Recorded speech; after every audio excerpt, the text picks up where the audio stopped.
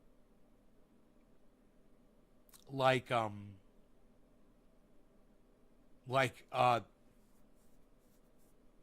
Keith Olbermann is, you know, or Rachel Maddow even. Ethical and moral concerns around Trump, but because he was like the Republican guy, you know, and I find him like a fascinating figure, and I felt like a lot of the critiques and attacks on Trump were revealing about the real conservatism being within the neoliberal domain now, that neoliberalism abandoned its commitment to working class people of any colour in favour of cultural... Josh, I gotta tell you, man, there has to be some kind of governing agency, and you just got to call it a government, bro. Unless you just want to let people die, Josh. You want to let people die, Josh? You think it's bullshit? You want to just let people die, Josh? I mean, we've created a world where people can't fend for themselves, like you say. You know, we've been taught that we can't function or survive, right? We've created that. What about the people who are born dysfunctional in any way, that can't feed themselves, clothe themselves, house themselves? The reason we have organized government, because we have hearts and we want to take care of those people. How are we supposed to do that, man? How do we do that, Josh, without government? How do you propose we do it? How does Ben Shapiro propose we do it? Politics that, which I've had explained to me, has no real impact on true power centres, creates division and conflict on both sides, and enables the powerful to continue to pursue their interests. I suppose amidst this storm of language, Ben, it would be massively complex. But if it was all a localized government and not a federal fuck-up, it would be better. Well, the problem with that is cost when you go local. I mean, I see the benefit of that. But how small is local? Are you talking about an entire city?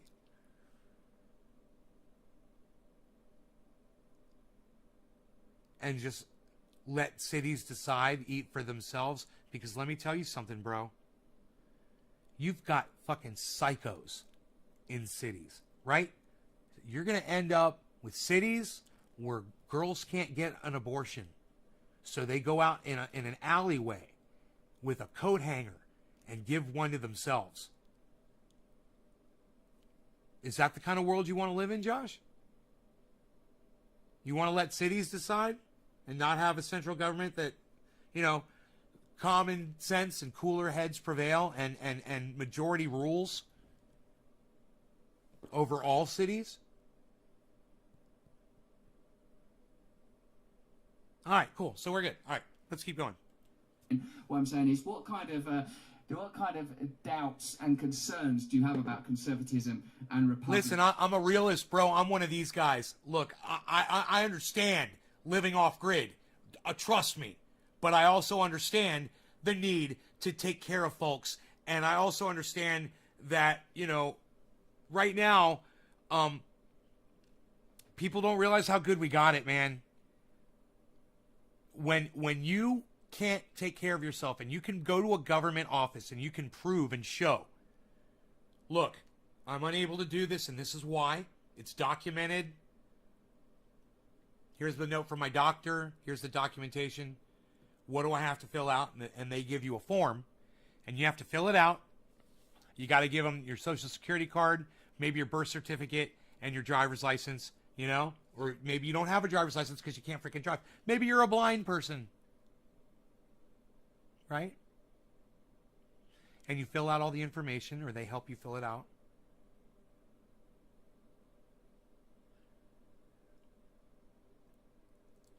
And then they review it. And it might take some time, and lo and behold, you start getting a check in the mail, and that check allows you to put food on your table, to pay for your housing, to pay for your clothes, to raise your children, depending on how many children you have. We've got it really good, man. Why take that away from people? I'm sorry to stop this conversation and say that. But why take that away from people? We're not that cold, are we, man? You know, what if it was you? And I know how I would feel if it were me. You know? If I was on government assistance and that's how I was surviving, I wouldn't want someone like Ben Shapiro telling millions of people that that's stupid and that I'm weak and that I should just be left on the curbside to die. I'm a human being, man. I've got a contribution to make. This proves it. Why let my life go to fucking waste? You know? Everybody has something to contribute. I've learned that, man. I'm trying to be nicer. I'm trying to let more people into the show and let more people into my life. Let more people contribute. And I have faith, and I think there's light at the end of the tunnel. Because, God damn it, hey, man, if we don't start changing and we don't start helping each other and we don't start taking each other seriously here pretty soon, you guys saw the temperatures over the last few weeks. You've seen the deaths. You know?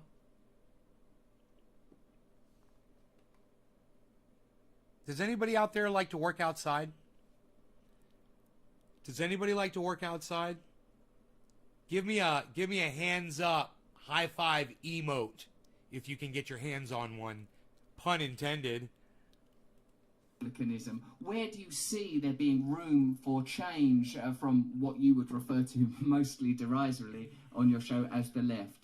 Can you give me some stuff out of that hurricane? I think that one of the big problems with conservatism is that conservatism, in sort of the traditional American sense, which looks more like classical liberalism in the European sense, it's rooted in a certain fundamental assumption about. You guys like to values work that are outside? by the community. I like to work outside too. Let me tell you something.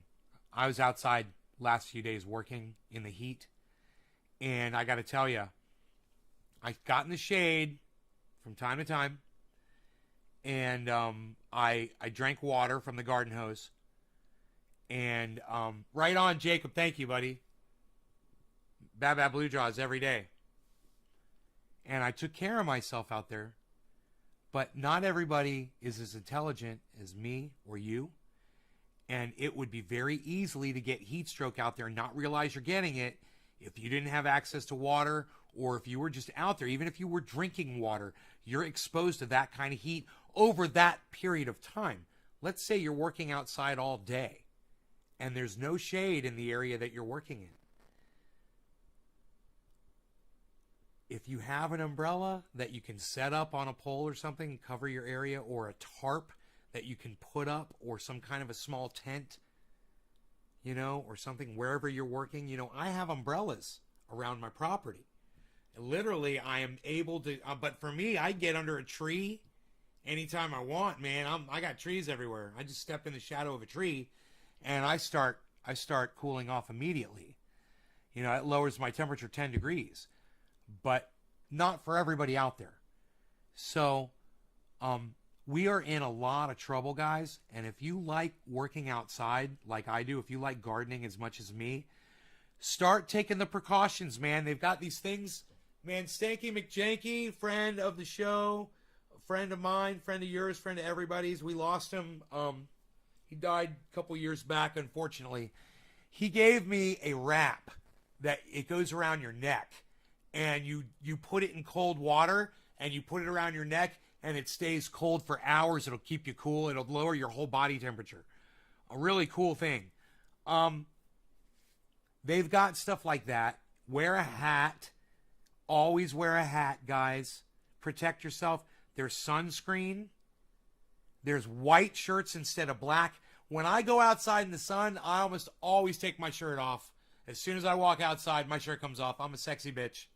I'm out there. I'm fabulous. I'm getting fabulous all over the yard, guys. You should see me. I'm fucking catwalking that goddamn thing. Just strutting. Hurt, fell on my back. I used the road department. Sometimes I stand out there with my hand on my hip and just pose.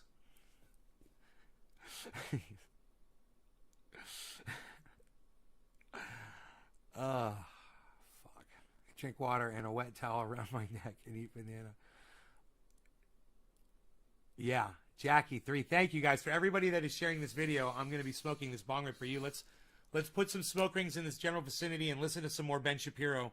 And listen, you know what? I don't listen to Ben Shapiro too much anymore. I mean, I get him. You know, I've listened to him a lot. I put some hours in. Millions of people listen to him. If you know anybody who agrees with the kind of garbage that he spews, and it's pure filth. Like I said, it's all just confirmation bias, cherry-picked points. That's all it is. Except for when he's talking about guns. I like Ben Shapiro's stance on my right to possess a firearm. There's that. So Benny Boy and I, we got that. We got that. Second Amendment. First Amendment, I think him and I are the same on First Amendment rights as well. You know, that's what he does. He speaks for a living. So I think him and I are in the same place with First and Second Amendment rights. What's his stance on cannabis? I believe that he thinks all drugs should be legalized. If he's a libertarian, he doesn't think there should be fucking government. And if those values fall away, then the institutions themselves are not going to That's be... pro-drugs, baby! Right? This is something that all of them noted very early on. He said that the Constitution of the United States... Let the cards fall where they may. People, if the people became no longer... Happy 710, everybody, they would cheers. move right through the boundaries of the Constitution like a whale would through a net. Right? So there are certain unspoken assumptions about the nature of community life. And if we read de Tocqueville very early on, he talks about how in the United States people are constantly forming social organizations, associations. They're going to church a lot. They're interacting with each other a lot. They're building communities, strong communities, with real social fabric. And that replaces the sort of government compulsion that otherwise you would need in order to provide for law and order. Right? There's a lot of social pressure not to break the law. There's a lot of social pressure not to be rude or impolite. There's a lot of social pressure to do all of these things. And if people stop acting that way, then government compulsion is suddenly looking a lot more attractive, because as things disintegrate, people want the government to do all the things that society used to do, and government starts to fill that gap. So that's been a problem with conservatism, and you're seeing that kind of breakdown within conservatism, even with this sort of debate that's happening right now between a sort of libertarianish conservative wing and a more interventionist conservative wing. People who think that the government actually should replace a lot of those social institutions in cramming down particular social values, attempting to restore social fabric from the top down, which I frankly don't think is possible. Now, when you talk about the centralization of power in institutions, Russell, I kind of want to know Pork ribs? How the power was centralized and what the power is being used to do. So whenever I hear centralized power, it sort of depends to me on what is being Unfortunate traded circumstance. away in Not return enjoy for centralized cannabis. power. So when I look at government, I see centralized power in government. I understand that you're trading away your rights to the government, presumably in exchange for a certain level of protection. And I have serious objections to that, because those rights belong to me. They are inalienable under a declaration. And I think according to natural rights theory. So government scares me. When it comes to corporations, the question is, how are they gaining that power? So if a corporation got really big, because the corporation has a hand-in-glove relationship with the government, and the government is there's regulatory capture. The government is creating regulations specifically to quash the competitors of this particular giant corporation. Or the corporation is working in cahoots with the government to write the rules in such a way that it makes it pretty much unpalatable for anybody to get into that business. That, to me, is deeply scary, right? When the Occupy Wall Street movement started in the United States, my big problem with the Occupy Wall Street movement is I wasn't sure why they were occupying Wall Street as opposed to occupying D.C., considering that D.C.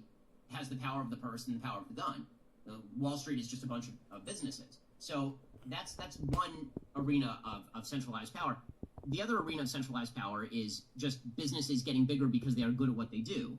And I don't have a problem with businesses getting bigger because they are good at what they do, or operating in a free market space in order to negotiate, for example, with labor. Nor, by the way, do I have a problem with private labor organizing in opposition to businesses, so long as they're not kneecapping people who wish to work for a lower wage. My problem with centralized power when it comes to corporate world is that centralized power in the corporate world very often involves hand-in-glove relationships with the compulsory power of the government, enshrining these corporations permanently at the top of the hierarchy, and that I have a real problem with.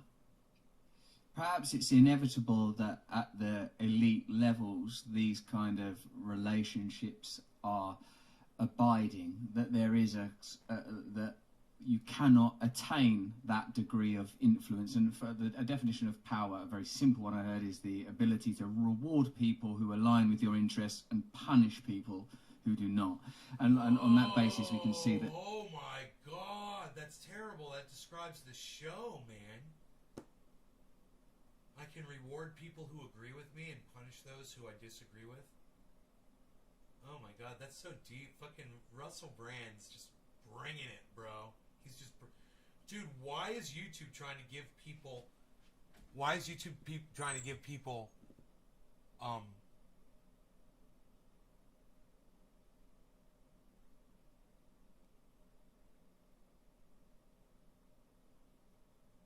do they call that? Seizures. Why is YouTube trying to give people seizures? Why is there some engineer at YouTube who thought it was a good idea to make this thing flicker like that? All of a sudden. I've never seen that before. What was doing it? I don't know. I don't know where the mouse was, where it did it. But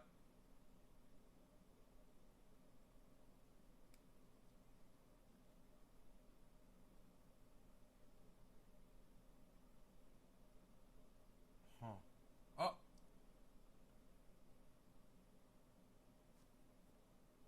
There's some fucking engineer at YouTube who thinks that that is a good idea.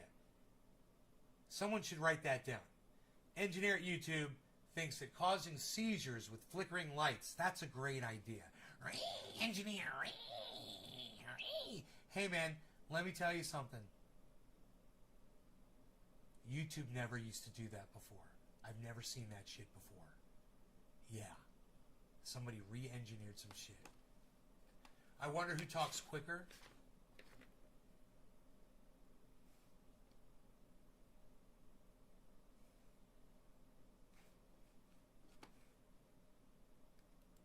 There are certainly powerful emergent forces in the world of tech that are centralized, that are able to a degree it seems at least, moderate themselves, decide who can use their platforms in what way. But there is... Jacob, can I just say this? You're a fucking idiot.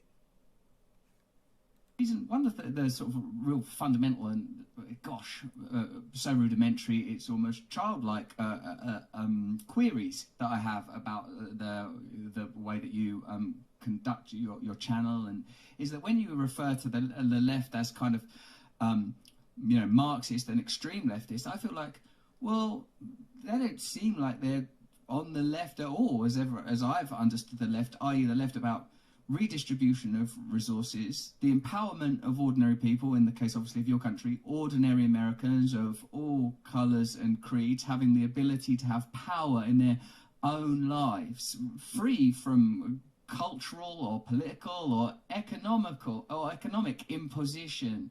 This for me is the role of a true opposition party, however you want to colour it. And one of the other issues I wanted to bring to you is it seems to be that there is now a kind of dissipation of these systems of categorisation within the Republicans. You said there's that libertarian sort of post-Tea Party type of republicanism, post-Trump, God knows what it looks like now, and with the sort of... I want everybody to know Four Name Guy's blocked again, and you know what? He's the only person on the fucking block list. Didn't take long. You're a fucking idiot, alright? So get the fuck out of here and don't come back, okay, you little bitch? You little fucking troll bitch. Traditional sort of Christian right that exists loosely corralled into that. And with the left, my biggest sort of concern about leftist politics is that there is no agenda to reorganise society beyond certain cultural inflections, which you spend a lot of your time critiquing and are doubtlessly having a big impact.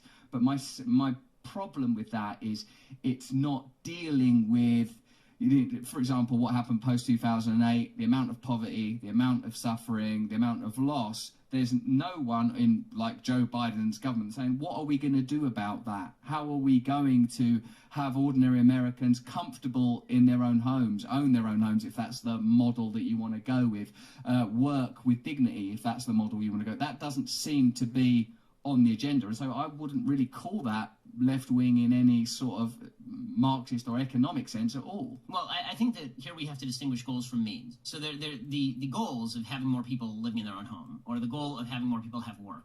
And there are a couple of different approaches to that. I think that we all hopefully share that goal. The question is the approaches. And there is sort of a broadly left-wing approach, which is the government takes capital, the government takes that money from people who have earned it or invested it, and takes it and then uses it to buy people homes or subsidize loans or hire people for jobs. That's sort of the left-wing top-down approach. And then there is the more conservative approach traditionally, which is you basically allow the free market to work, and then you incentivize people to make good decisions that allow them to get out of poverty more permanently. In other words, signing people a check is actually not a way of getting them out of poverty. It's a way of temporarily relieving poverty, but does not change any of the incentive structures that allow people to truly escape poverty in the long term. Those are two different approaches. I would say that on the show, when I speak about the left, one distinction that I make very frequently on the show are between people who I say are leftists and people who I say are liberals. People who I say are liberals are people who believe in bigger government and higher taxes and maybe nationalized healthcare, but who don't actually wish to shut down the debate and treat dissent as though it's a criminal act. And then there are people who are really hardcore on the left who wish to engage in those sorts of activities. So I try to make that distinction as much as possible, because I do think that the great danger, and we may be jumping out ahead of something else we're going to talk about, but I think one of the big dangers right now is that as the Overton window shuts, it's very difficult to have honest conversations about any of these topics without somebody jumping out of the woodwork and calling you a name, and then the debate shuts down. If you even have this conversation, then you're going to get hit. I'm sure that, Russell, after we have this conversation, you're going to get hit with a wave of why would you even talk to that person, for example. And that sort of stuff happens fairly routinely. In fact, when I invite people on my show who disagree, I say to them beforehand, just recognize you're going to get a lot of texts from your... Chris, why do we have to judge people by how much they give of their money? Is that it? I mean, he's talking. Isn't that enough, man? He's on the air all the time. He's giving people entertainment. Isn't that enough? Who cares what the fuck he's saying if some people are appreciating it and wanting to hear it? He's got millions of fucking followers. You know? He provides entertainment, man. He provides news and he provides his opinion. That's helping others, bro. I mean, in his and their opinion, it is. Your friends being very angry that you took me up on that. But as far as sort of the broader rubric of trying to make life better for people, there are a bunch of different approaches to how you make life better for people. And I tend to take the approach that suggests that when you treat people as responsible individuals capable of making decisions that better their lives, and you put the responsibility 12 more minutes. With We're adult almost individuals done. to do that you're better off than if you treat them as basically just a pocket being requiring being filled. And that's obviously not talking about people who have some sort of serious disability or are literally unable to take care of themselves. I could speed it up. I feel that both of those approaches have problems, and in a sense, this is where I wonder if the spiritual values that we were talking about a little, if not in particular detail, with regard to their the specificity of those values, but like for me, compassion, kindness, love, and you know, like when we touched upon the idea of like contemplation of how God would have us be, for me, in a sense, there is in the kind of sort of social Darwinism that underwrites a lot of free market ideology, natural competition, services, the market will look after itself. Like those kind of ideas for me are sort of like an aspect of like, I don't know, rationalism, say, should we call it, that I'm not particularly fond of, because it seems to me that it has unleashed a set of processes that are leading to individualism, commodification, a kind of a loss of meaning, a loss of purpose, and a side effect, the consequence of that, I believe, is yes, economic poverty, but a kind of a deeper poverty still, a poverty of meaning. I don't think capitalism, in alliance with conservatism, can provide that kind of meaning. I sometimes query, Ben, whether even secularism can fulfill that role. So when I am mentioning, perhaps glibly in this context, given the breadth of your knowledge, when I talk about centralisation, whether it's at a state level or an economic level, these sort of juggernauts of power with incredible influence that can shape and make the world to their convenience, I feel that these forces are largely, in both cases, whether you know, like it's sort of like neoliberal or leftist, statist kind of centralized redistribution models that I don't ever see as being particularly effective and more focused on the kind of censorship and stuff that we've talked about, even though I'm sympathetic in a way that perhaps that you are less inclined to be to the kind of, you know, that stuff about feelings. I was like, yeah, I kind of care about people's feelings, I guess, you know, and we can get into that a little bit if you want to. But more, what I'm sort of interested in is how can we here now create a kingdom that is a reflection of, whether you believe in God or not, the kind of values that God is undergirded by, if one could ever come to such a conclusion, in sort of terms of Sesame Street ethics. We could talk about love, oneness, kindness, allowing people to be who they are. And I don't see how free market capitalism is in that direction. Now, I'm not talking about you, like a self-made man building what looks like an enviable media empire. I'm talking about out of control power and financial power, particularly the type that you alluded to, and that is, you know, hand in glove with like lack of government regulation. So don't you agree with me, Ben, that neither of these options are in alignment with our higher principles? You know, you and I, as both as men who like self-declared men of God, and therefore should. I think that, frankly, look, if you're looking for love in economics, you're looking for love in all the wrong places. What I mean by that is that economics is designed to generate wealth and innovation, right? The best economic systems are the ones that generate, presumably, the most wealth and the highest level of growth for populations broad. Lori Walsh, no one, including Chris, has said anything about money.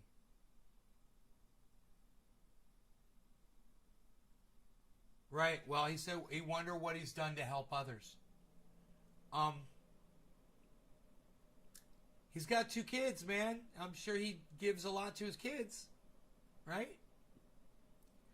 Believe he was pointing out his lack of altruism. Anything about Ben? I have years of my life helping others. Actually, we're not talking about you, Chris.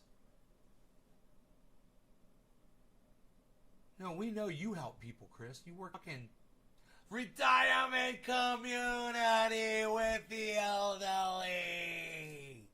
We know. We know about you. You do a lot for a lot of people. You pick up fucking garbage in the woods, bro, where very few people go, or where people just go to dump garbage, you know, and shoot off millions, literally millions of shotgun shells out there, and you go up there and pick it all up, you know. So I know you are you are a saint of a human, bro. This isn't about you for sure. My life helping others. Okay, free. Yeah, free. And thousands and thousands of hours of picking up garbage. Right. I didn't get that far, right? Are you going to eventually cut caffeine out of the diet? No, I like the caffeine. What's wrong with a little coffee in my life? I can't have this. You're going to take everything away from me. What are you going to tell me about caffeine, man? I got to go decaf.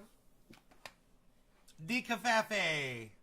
Distributed, and certainly capitalism has done the job there. If you look at the global GDP or the GDP of any individual nation since 1800, it has risen exponentially with the increase of free trade and private property rights and free markets. And before then, the level of subsistence was extraordinarily high. The living at subsistence level, life expectancy was extraordinarily low in Europe. It was still below the age of 40 was the average life expectancy in the year 1800. Now everybody who's growing up in the West can expect to live 80 years in a level of wealth, even at the poverty line, that would be unimaginable to people who are middle class or even upper class in, say, 1900, right? We have devices available at our fingertips, even if you're very poor in Western societies. That would boggle the mind if somebody living in 1900, like the richest guy in 1900 maybe had a couple of telephones. The guy now has more computing power in the palm of his hand being on welfare than NASA had putting a man on the moon, right? That's the power of economics and the power of capitalism. But if you're looking for meaning in economics, I think that you're right to say that you can't find deeper meaning in economics. I will say that I think that if you read Adam Smith, and I don't mean just The Wealth of Nations, which a lot of people have referred to, I mean the theory of moral sentiments. He fully acknowledges that there has to be a moral underpinning to a recognition of individual human striving and individual human ability.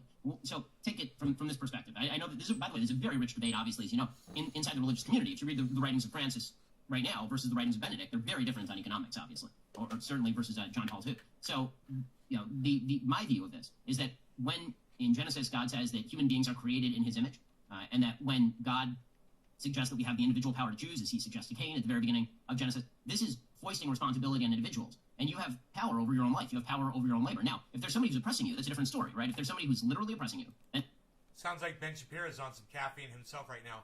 Well, then, Josh G, I will look into the caffeine then for you because I have no problem switching to decaf. I don't need trendy nay.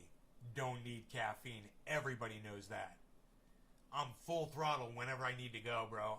I am on tap at any moment. I don't need the caffeine, so I could switch. It's just been, my purchases have been that. I've been buying that just because my ex wanted caffeinated coffee, so that's what I started buying, And it is the job of government and others to step in and stop that person from oppressing you. But the idea that it is the government's job to provide some sort of utopian vision on Earth, or that forced redistribution is the way to do that, seems to me to really be a moral problem that infringes fundamentally on your ability to choose, infringes on your creative abilities. And so the argument for free markets for me, capitalism is a term that frankly was coined by Marx to a certain extent. But the free market idea, which is really that you own your own labor and that you are able to alienate that labor, you're able to sell it, you are able to work with it and then use the products of that labor to buy other things. That comes down to fundamental human dignity in a way Right on, as well. Well, and thank so you. I mean, my ideal is that everybody is able to own their own labor and alienate that Hey, labor. Josh G, as far as I'm concerned, you're looking out for my best interest, brother, which is all I'm trying to do for y'all. So thank you. I'm going to look into it for sure. Cheers, guys. Love y'all, man. Cheers. No law regarding cannabis. Cannabisism is for all. Smoke rings out here. Let's try it. Labor as they see fit, and that they find meaning in the social connections that they make with others and in the way that they bring up their family. But I don't think that you can solve a spiritual problem with an economic answer, is I think what I would say here. And the reason I say that is because we are richer than any time in human history, and yet, as you are pointing out, a lot of people feel empty, a lot of people feel lack of meaning in their lives, a lot of people feel alienated from the culture. It would be very difficult to take a person from 2021, plunk them down in 1850, and say, are you better off materially in 1850 than you are in 2021? No one would take that trade. But forget about all of the other, various social issues ranging from race to sex in 1850. You're just talking about just the pure material lifestyle. I think that it's important to recognize what economics can do and what economics can't. And when we think that economics can fill hearts as opposed to filling pockets, I think that we start to make a rather large-scale mistake. If it is inhibited in the ways that you have outlined in its capacity to provide meaning, it ought, that, in my view, be relegated to a less potent social role rather than occupying, as it does at the moment, the pinnacle, i.e. even the metrics, Ben, that you espouse, GDP, for example, are determined in accordance with the ideals of this particular, not really science, but this set of ideals and rules and principles. I'm not suggesting that there could ever be one centralized systems and, in your religious life, you believe that there is, and Yeah, dude. Judaism tells you how to live your fucking life. If you're Orthodox, they tell you when to pray, and you do it. They tell you when you're allowed to eat what kinds of foods you can eat your entire life. It's called kosher. They also tell you, I hope you can hear me okay.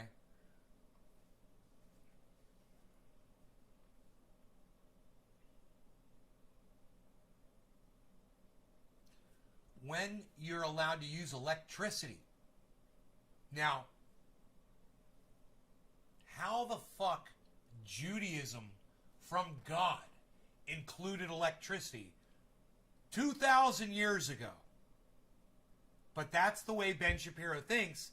He literally thinks that electricity is included in his religious commands that were given to him to Moses on Mount Sinai in the Ten Commandments. He literally thinks that God is instructing him to not drive a car.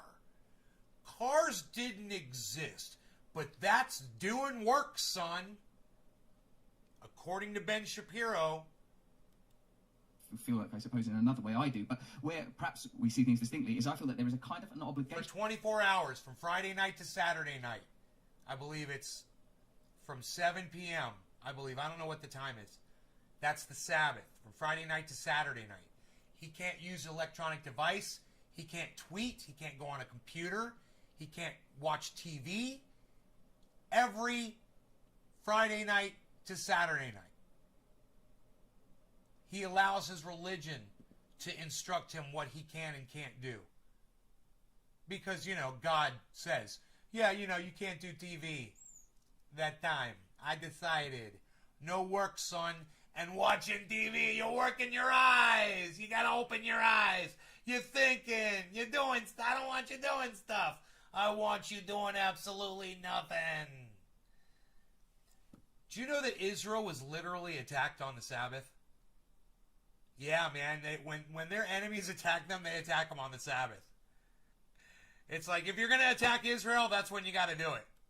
To promote these values to the forefront of our lives, to the point where these sort of, I hope you guys can hear me okay. terms like compassion and kindness are prized above economic growth and GDP, and like the fact that these sort of regulatory measures are the sort of the dominant means for evaluating our culture, I think that give us a set of biases that I think might be very, very difficult to overthrow. And I feel that by having like the false markers of scientific, technological and economic growth as the determinants for progress, we fall into a trap that neglects great vast territories of unimagined endeavour that could alter the human experience. I feel that what I have, Ben, is a kind of deep optimism that we can create different worlds, and part of that might be finding ways to curtail the potency of some of the Goliaths of the tech, economic, and even older energy-based sort of behemoths of economics. Also, though, I acknowledge the many areas where we have to look at and recognise that no one wants to revisit the failings of 20th century like communism, fascism, all of those dead late industrialist ideas shouldn't be revived, can't be revived. But I feel that there is something within us, and I feel that it lies currently in the domain of the religion and it needs to be released from there and allowed to become a dominant cultural force, not an oppressive one, but things that I think is so fun about this is that we're kind of going deeper and deeper under the waterline, and I think that's great, because I think that one of the things that you just said there is something where we do sort of disagree about the fundamental nature of optimism with regard to human capacities. Well, I hope you enjoyed that part of my conversation with Ben Shapiro. There is another hour available on... No, thank you. That was plenty, man. That was great. I think Russell Brand does a fantastic job of exposing Ben Shapiro for the moron that he is in that interview.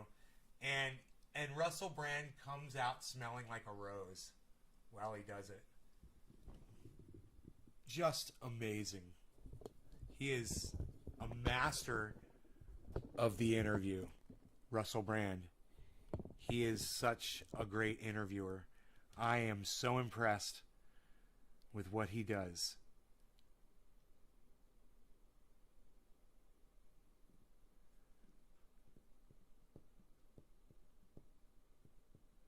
Now you guys should be able to hear me really good. I turn the microphones around.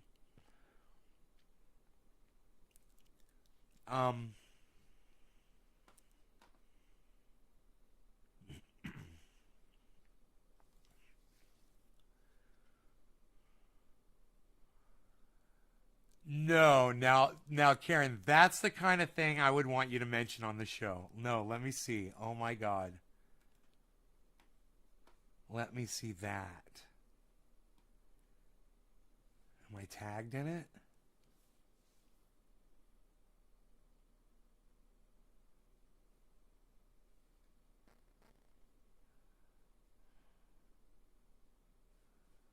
Notifications.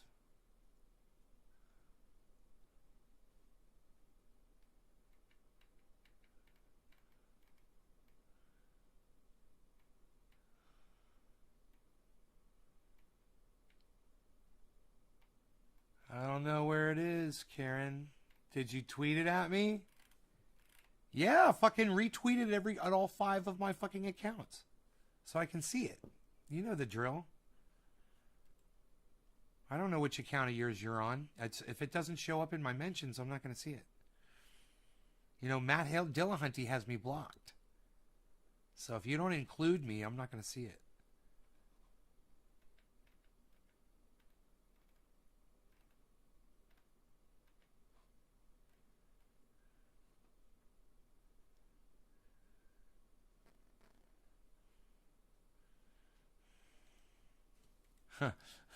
Watch this, what I'm going to say to Rome. I look at you weird because you a sexy bitch, son. I spelled weird wrong.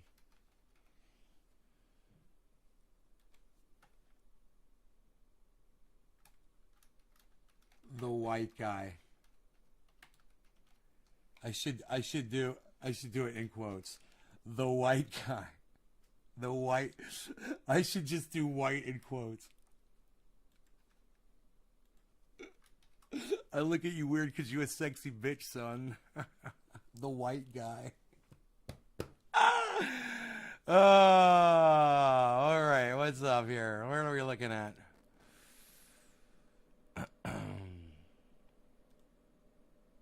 What are we looking at here, Garen? Let me see.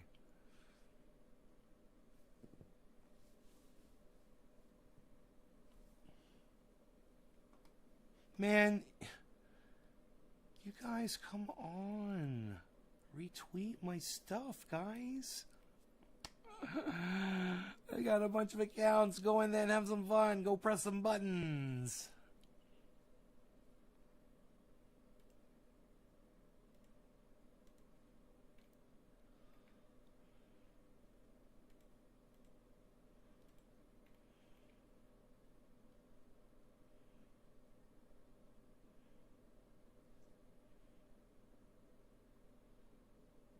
No end in sight, just a matter of time before the site is going to change their ways.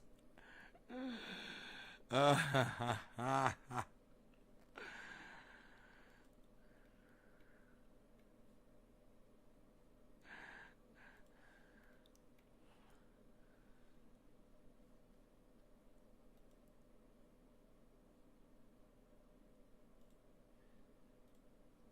not getting a notification on this channel, but I'll switch over. I can only tweet to 2 accounts. You still got me blocked on 2.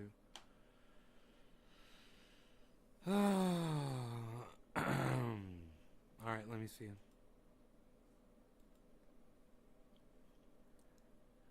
You can... Karen, you can tweet to all those accounts. Just write it in. I'll see them. Even if I've got you blocked. You can still type the at and the name.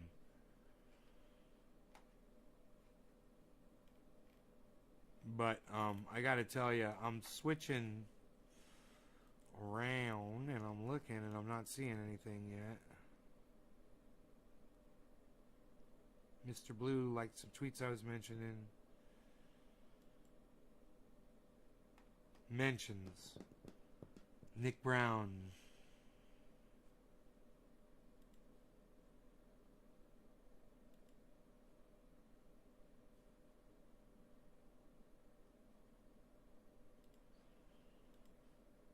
I'm retweeting tweets that have all of my handles in it. All of my channels.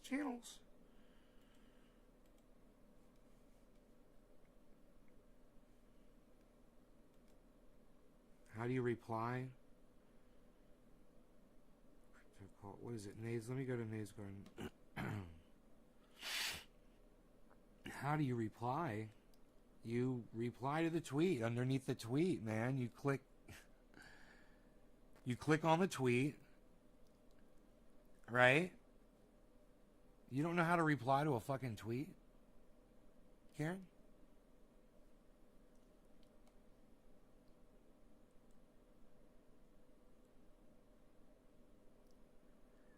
I'm a horrible tweeter. Well, I'm having issues here trying to find anything that Karen is talking about.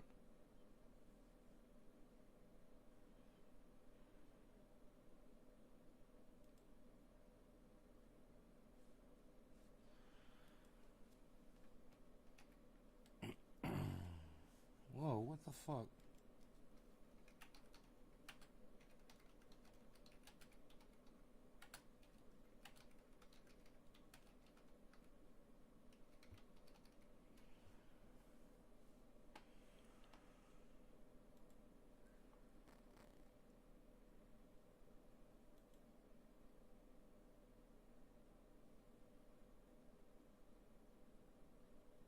You reply, Karen. He made a comment, so you reply to it. You just said, I know how to reply. You reply to his comment.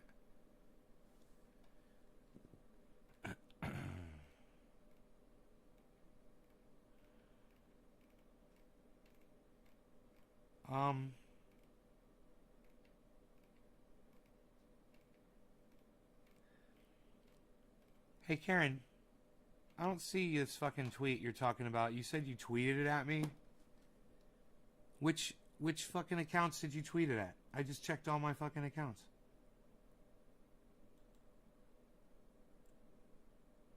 Let me check the Crypto Culture 421. I think that's the last one.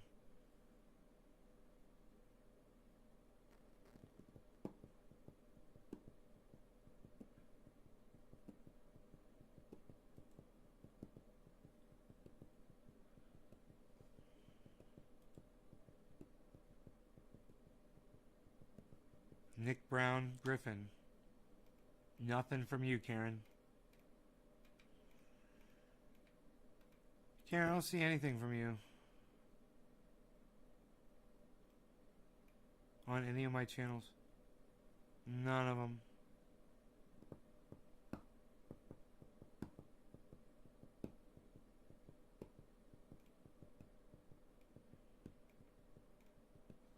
Let me go to the channel that he probably hadn't blocked yet.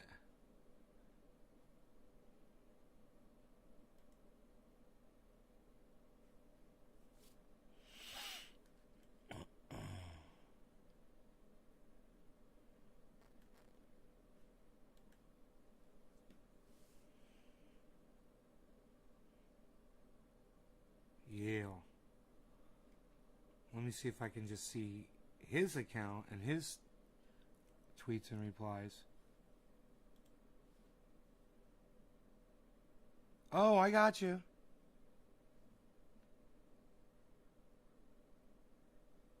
I'm not interested in anything from him. Dude, why are you so fucking rude? Thank you, Karen. I found it.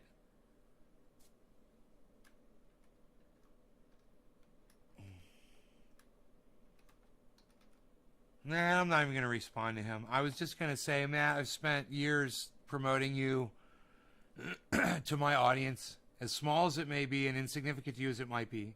But the few people that I do send to you, I will continue to keep sending the few people that I do. You know, and it's just too bad that you're willing, you know, you're not going to be able to include this in a tweet. It'd have to be multiple tweets. But it's just too bad for somebody who claims they're willing to only accept things based on science. Let me tell you what science is. Science is when people test things over and over and over again, and the results are the same. That's called an experiment, Matt. I don't know if you know how that works. But that's what we've been doing over here for years. And you can certainly ignore it all you want, but I want to thank Karen McDonald. You're the first person to get a response out of Matt Dillahunty. What do you think about that, Karen? You got a response from Matt Dillahunty. What do you think? You tell me you people don't think you're fucking powerful. Karen, what did you say to him? Let me see what you said.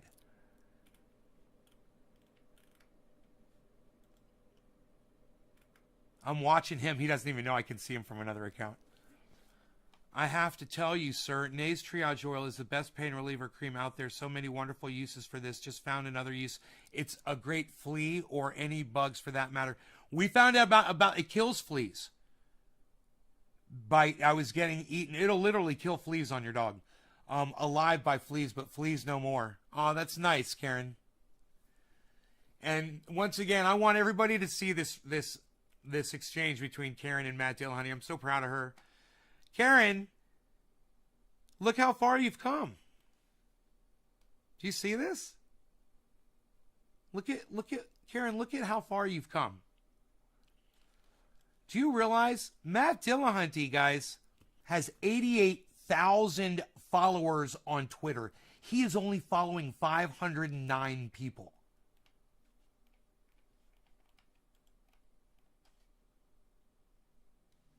There it is. 88,400 followers, guys. Now,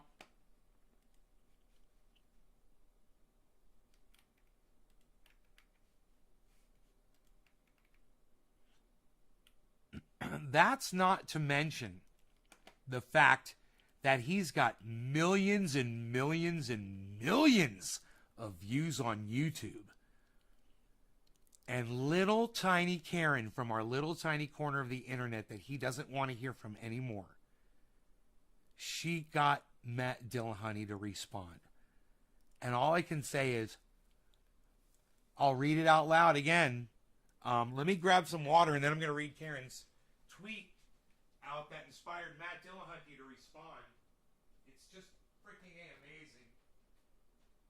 Karen, you are, it's just like...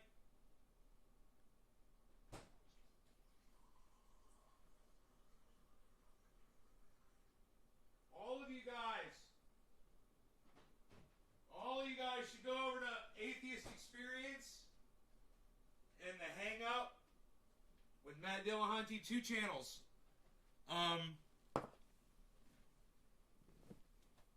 You should support them like I do. You should subscribe to their channels. And you should watch them. They're fantastic. They are fantastic. We're just having a disagreement over something that we smoked together. All I'm saying is you can rub it in your skin. That's all I'm saying is you can rub it right into your skin.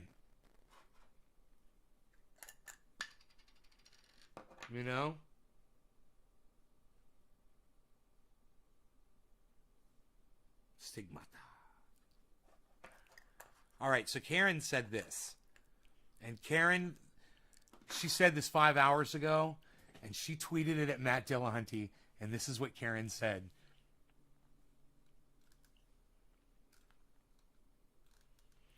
She said, I have to tell you, sir, Nays Triage Oil is the best pain reliever cream out there. So many wonderful uses for this. Just found another use. It's a great flea or any bugs for that matter. Bite. I was getting eaten alive by fleas, but fleas no more. And even though that was a little worded, a little funny, Matt said back, well, great. He said, and when there's some actual science instead of anecdotes from random people, I might be interested, though I'm not interested in anything from him.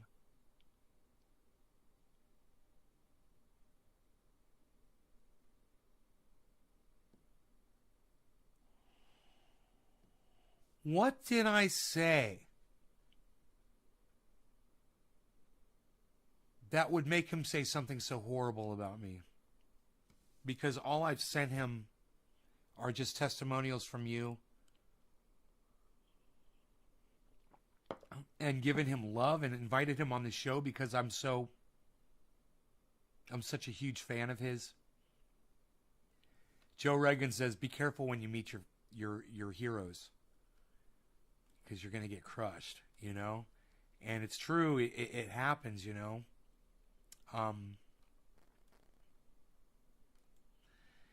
It's too bad.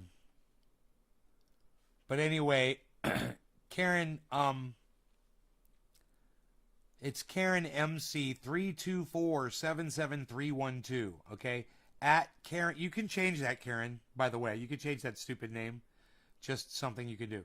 Okay, at Karen MC 324. MC 324. Here, I'll copy it. I'll copy it. Copy. And then I'll paste it into another account here. Okay, we're looking at 4 accounts on here now. Well, I got to get my 5th one on here. Okay, so let's go to Nays Garden first. And I'm going to find Karen really quick and make sure she's not blocked on this channel. Karen, you come a long way. And,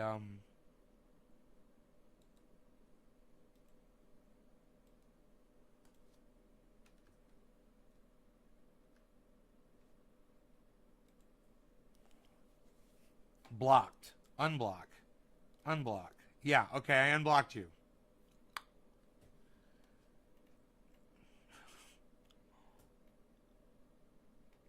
I swear I'm still fucking vacuuming right now, Karen. That is so funny. Said Mrs. Ashley.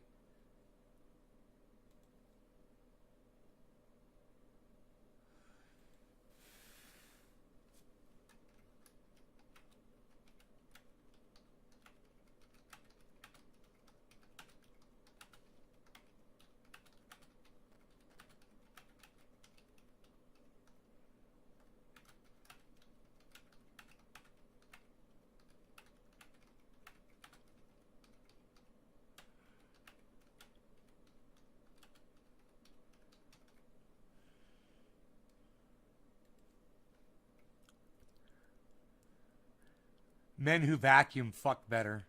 I said, I'm halfway done the living room, but had to pause for a podcast. I have to do it when the dog is outside or he gets scared. I got that from Karen's feed.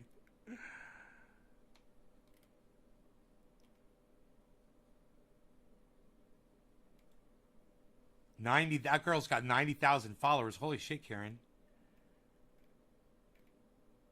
Okay, let me go to your tweets and replies, because now I'm on this Miss Ashley thing. Tweets and replies. This tweet is unavailable. This tweet is unavailable. I think I found it. Okay, I found your main one. I'm going to like it. I'm going to retweet it. I'm going to quote the tweet.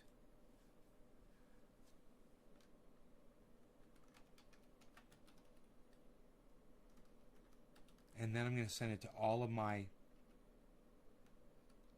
channels.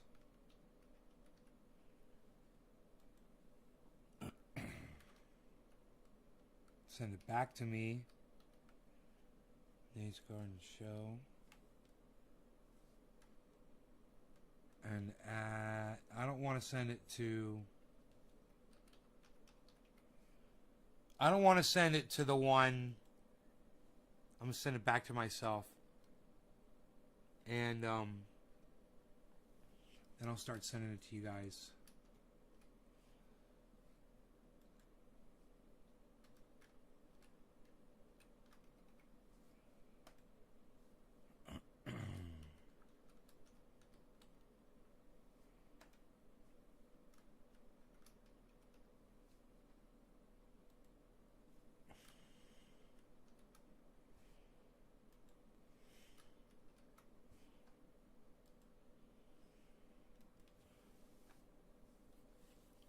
That is fucking awesome. So Karen, I just retweeted your tweet at a whole bunch of people at one time.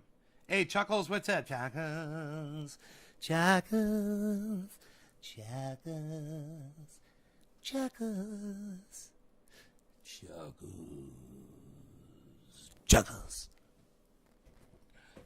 Chuckles McGasky and the Grandma Maggie.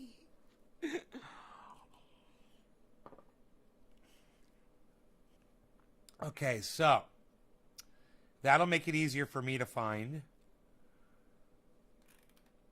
I get, this tweet is unavailable. That's funny. You're unable to view this tweet because this account owner limits who can view their tweets. Yeah, I've been blocked by Matt Dillahunty, and I'm proud of it. And now I know why. He just doesn't like me. He's like, not from him. I'm like, what did I do, man? What did I... Can I just... So I don't do it to my next guest? You feel like I'm pushing it on you? Is that it? Am I pushing... That's got to be it.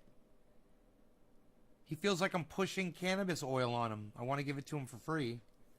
You know? And he feels like I'm pushing it on him. 24 dead in Miami, 124 still missing.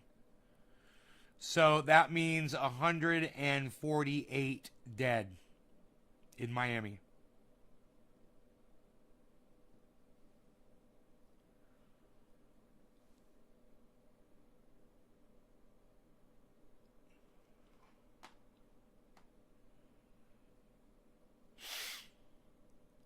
Science, psh, unreal, pal.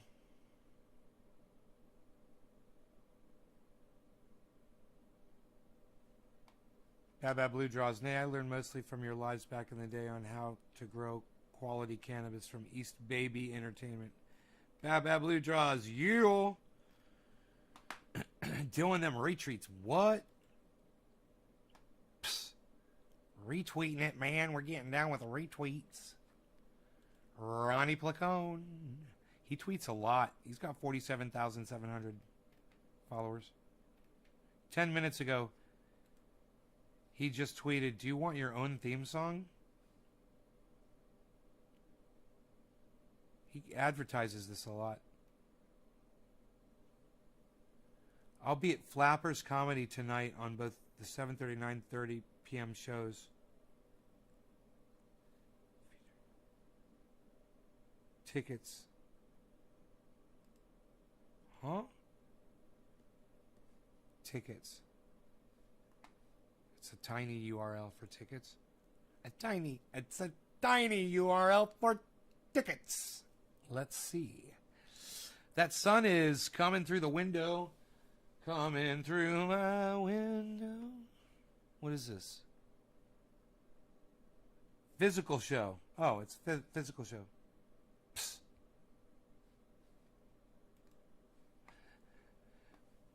Physical show. Physical tickets are for the physicals.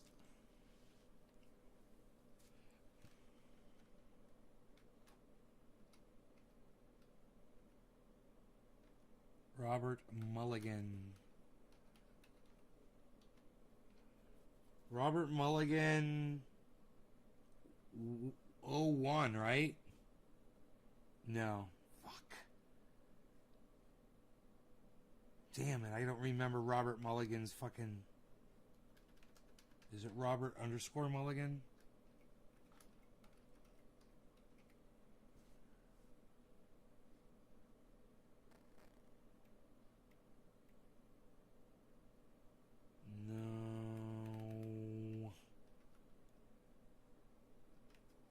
No. Robert Mulligan 1? No. Fuck.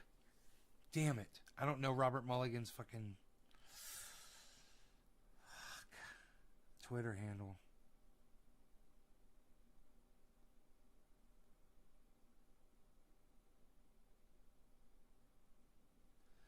Man, is that him? It looks like him. That's funny. I'm sad. They only let you look at so many people. Who else do I know in LA that could go there?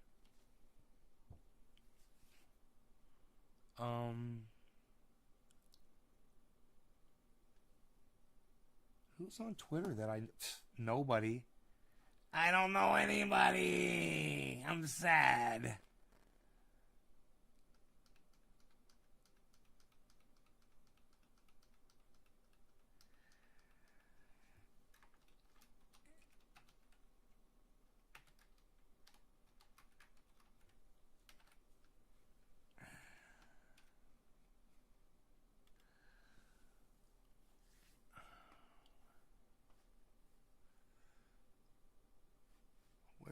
Where's that at? Is it Burbank? Yeah, LA. Dude, that's where Robert is, man. It's where my fucking family is. Everybody's out there.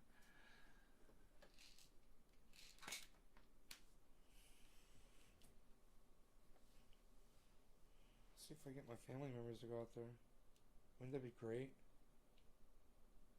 So I guess it's not that important, is it?